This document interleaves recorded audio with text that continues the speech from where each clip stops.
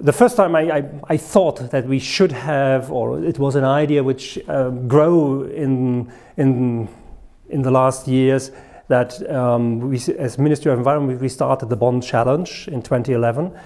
And this was an international process which was unexpected in its impact.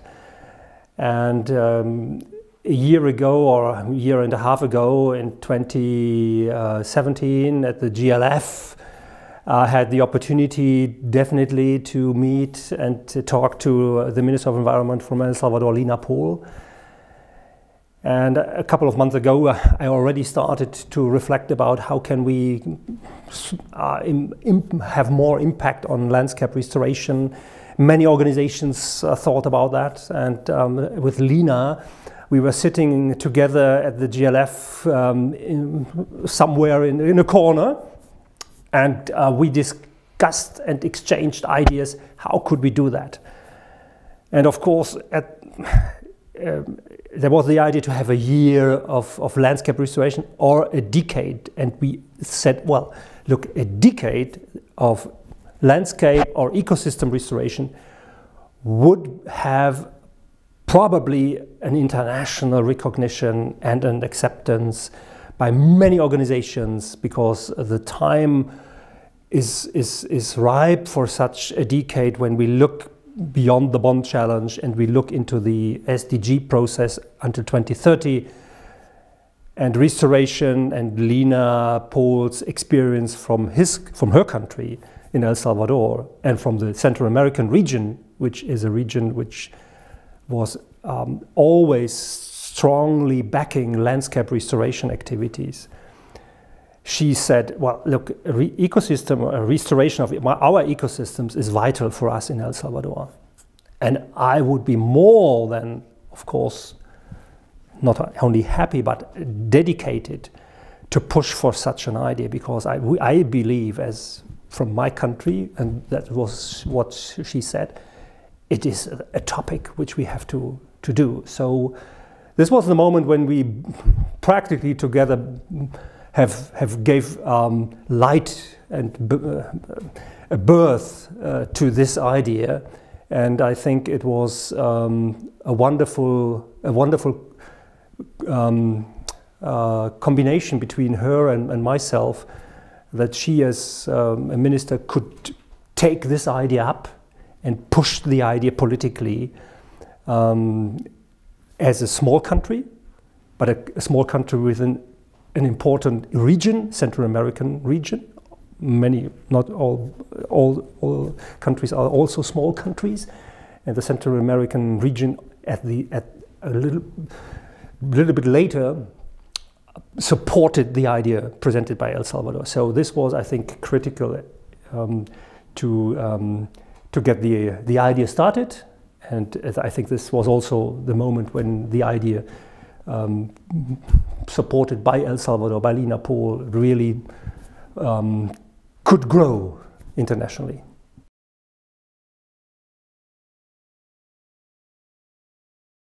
We all hoped, of course, that the General Assembly would adopt such a decade, such a proposal. But of course, you never know. And at the end of the the decade was not nothing done by only one or two people, neither by Lina nor by myself or others. It was many organizations and people supported the idea when the idea came up, and people said, yeah, exactly.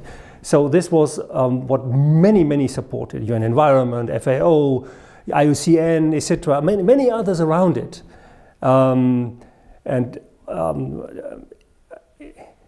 And of course, we all were looking for it and saying, look, it would be more than logic to have such a decade on ecosystem restoration, because it combines many sustainable development goals. And it is something which we said and thought, look, restoration and ecosystem restoration is something which has a vision that it says, well, we have to restore ecosystems, but also on the other side we have to conserve what we have still there, or use it in a wise way. So we believed all that this is a top topic for the UN, United Nations. And of course, everybody of us, when it then was adopted officially, was overwhelmed and emotionally, of course, happy to see it, to have reached it within that short time. But it showed as well that the international, I think, the international scene, the international organizations and countries, governments, also understood that this is a topic. If not, it would have not been able to get it so fast adopted by the United Nations. So I think this is, for us, it was an emotional moment, of course, great moment. And a glass of champagne would be, of course, opportune to have after that.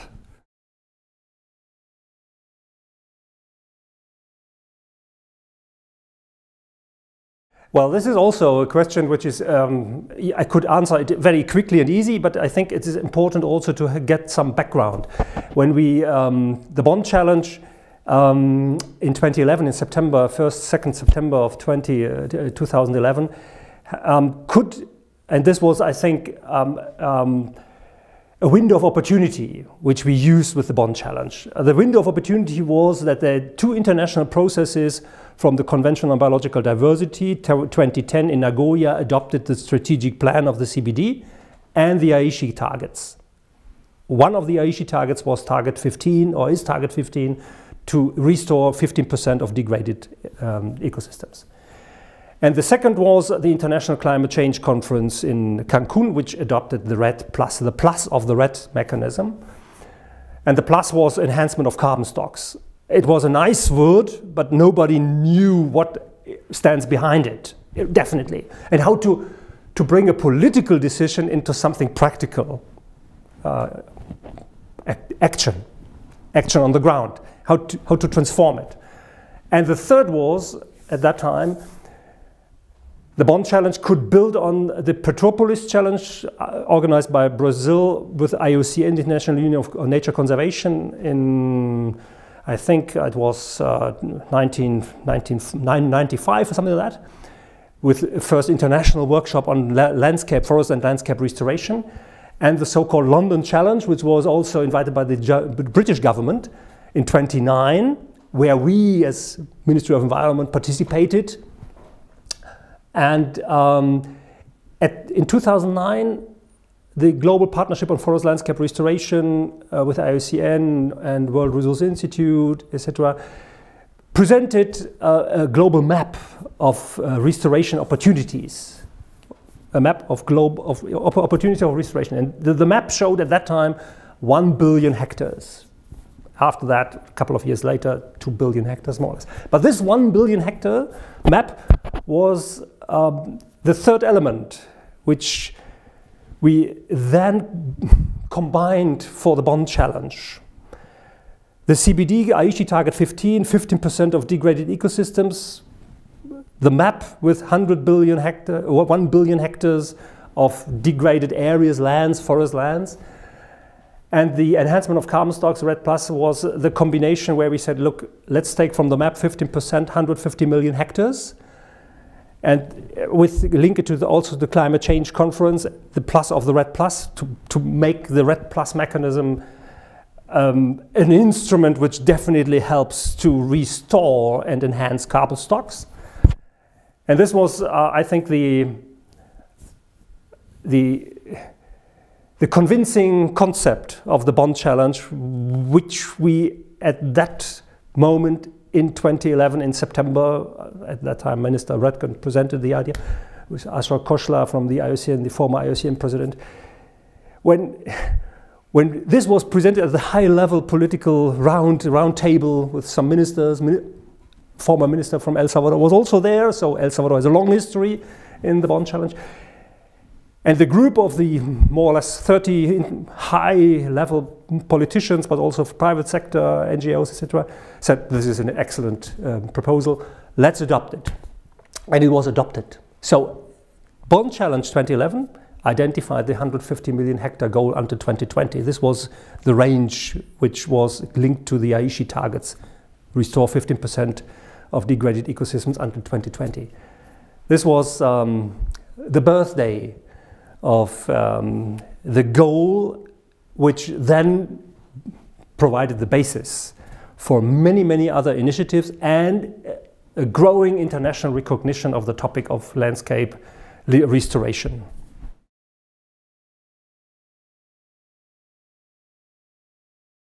What we already started to do is to have, at the Ministry of Environment here, we do have an international financial mechanism, the International Climate Initiative, ICI, which we, after the first Bonn challenge, we started to use specific money to invest into landscape restoration activities. I think this was one of our important instruments as a German government to support the implementation and concrete actions on how landscape restoration, forest and landscape restoration could look like.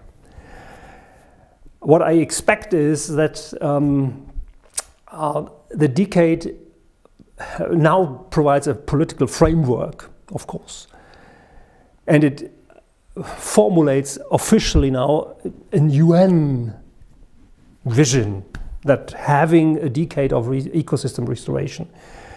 I hope that this, what many governments and many organizations already are doing, but this will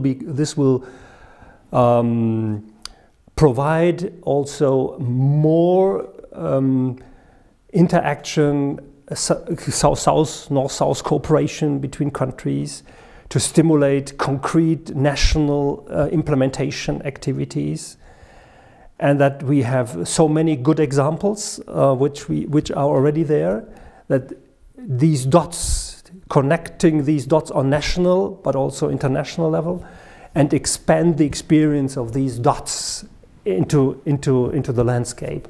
So having definitely more concrete actions on the ground and national plans, programs to do it and implement it and realize these things, and have already an exchange on these possibilities, and get also actors on board which at the moment are looking at it, like the private, of course, sector, maybe others as well, but attracting these other actors to become part and partner of such and restoration, global restoration activity, which in my view has as well a lot of potential to show that we have also deforestation-free supply chains from restored areas, and that you can create new market values, add market values to products from these areas,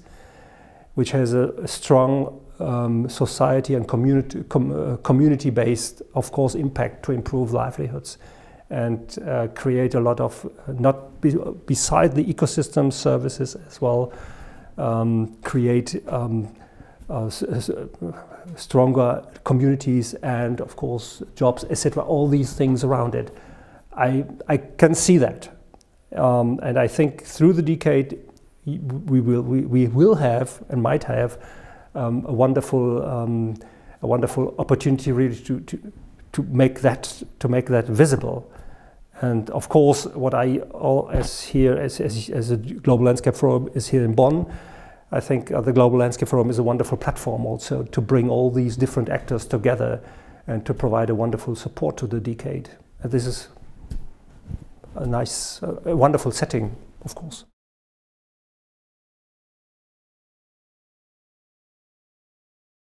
There are some dots in different countries which I have, where I had the chance to visit the countries, like either in, for example, Malawi, or in Mali, or in South Brazil, or in Central Kalimantan. There are areas, communities, which have already started to, from their own ideas, to restore their ecosystems, because they have experienced over the last 30, 40 years that they were losing the ecosystem services, losing water, which went more and more down from 1, 2, 3, 4 meters depth into 20, 40 meters, so they could not reach it anymore. They lost a lot of not only biodiversity, but also fuel wood, etc., other non-timber forest products, etc. And they started, and soil, etc. And they started really to, well, to agree with internally on let's maintain and conserve this area, and we don't touch it. We leave it for a couple of years, and let's see what happens, because we have other areas where we could cultivate. And their experience was, look, the water comes back, biodiversity comes back. We have non-timber forest products. We have some beekeeping. We have honey. We have timber. We have some mushrooms. We have fuel wood, etc. So, and we have water, which comes back from the ground from 20, 30, 40 meters depth. It comes back to 2, 3, 4 meters. So we can use it if we use it wisely and sustainable. So there are experiences, and these experiences, and this was what they always said. Many others around them were coming and looking at them, but of course not all could do this travel. And what they said, look, we have the idea that many are interested, but we cannot, they have no chance. So we are an interesting dot of experience, and we would like to expand, connecting other dots and expand what we have experienced so far. I think this is what I try to express with the idea. Knowing the dots, connecting existing dots in an area, in a landscape, or in a country, and trying to create new opportunities to expand these experiences, either by national programs, or by investors, or by international projects, whatever. It's about, you can see the development of the bees over the years. During springtime, you see how the beehive is developing. You see how they build the new wax, the bee wax. But also, of course, at the end of the year, you get, after having that time, you get also back some honey, of course. And I always compare the honey, and this is interesting, I think, that honey is like wine. In every year the honey changes, depends on the flowering, depends on the seasons, and this makes every honey in every year different. Some years it looks more darker, some other years more light, it's more light and more liquid, or the other time it is more compact. So you get a different taste of honeys. And this depends not only where your beehive is located, but also about the season of the year. So it's interesting to follow and to collect from each year at least a glass of honey, and to see how the colors vary and how the taste varies. It's interesting. It's an interesting hobby. And of course, if you have also some fruit trees around and other things, you have also, of course, a wonderful impact on the amount of fruits you get from the areas where you have beehives and bees doing wonderful work.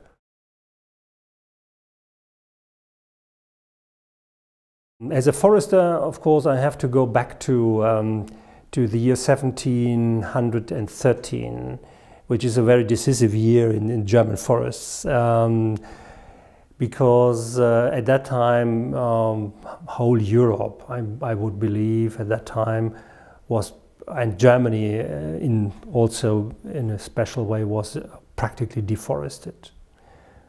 8–9% maybe of forest cover in total.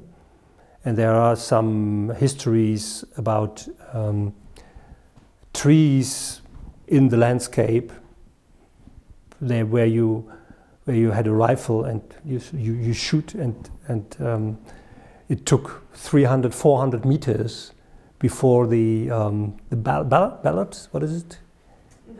The bullet arrived to the next tree. So you can imagine there were no trees. And at that time there was somebody in Saxonia, Hans Karl von Karlowitz, who described that situation and who described a solution for it. He used several words, different words, but he also used the word sustainable production of timber. And I think from that time, in Germany, forests became more and more important, grew again until from 8–9% to now 32%. And of course, this was one of the explanations. The other thing is, of course, German culture always in the history depended much on forests. Of course, the dark forests described by the Romans, etc. So the German forests are a part of our culture as well, and of course, Germans like and love to walk and rest and in forests. I think this is important for us. And of course we see that forests, of course, are an important part of our landscapes to preserve and provide us with drinkable water during the year, which we have learned that these forests are important to maintain and to conserve them. And because lose these forests might definitely lead to losing sustainable development and conditions which we need. So there are experiences in other countries who have definitely in the tropics or subtropics experienced a strong deforestation, which provoked severe ecological consequences.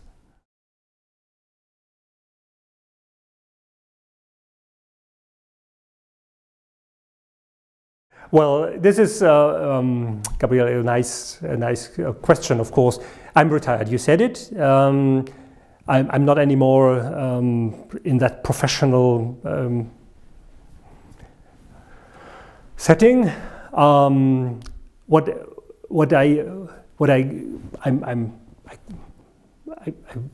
I would think I might do still is if somebody is asking me or whoever is interested in getting my ideas, of course I'm open and to provide my ideas on getting the decade implemented, etc.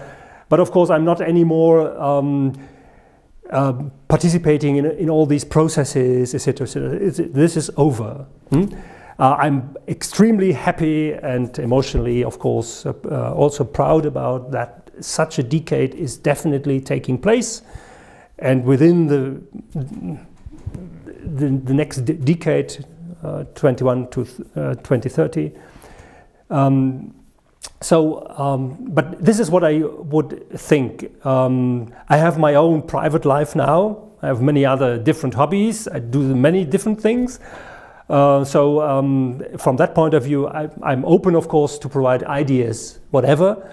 Comments maybe, but this is all. I think there is now a lot of people, a lot of organizations, of course also governments, etc., who will work on it. They have a wonderful opportunity in front of them, and of course all of them will build on it and can use it. And I think it's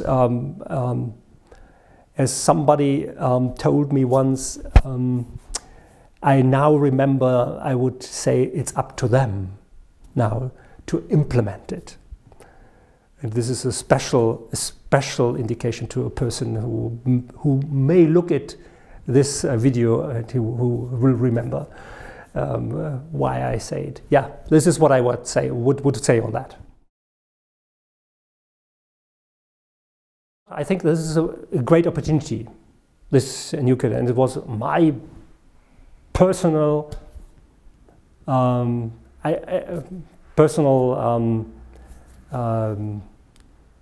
happiness, practically, to have worked over the last years with so many people, so many organizations. And such a decade is not, like the Bonn Challenge, is not done by only one person. It's different, it's a team, it's teamwork. It's in my view, it's teamwork. Many people are part of that success, like the Bonn Challenge or international landscape restoration activities, and the decade as well. It's a teamwork. Many people have part of it. There's nobody specific, I would say. I'm quite happy about it that this decade is going to happen. It's wonderful to see that after all the practically 10 years of working with landscape restoration activities within the Ministry of Environment during my professional time there. So yeah, it's wonderful. It's great to see it, and great to have all these organizations and governments now in place and saying, like, let's do it. It's great.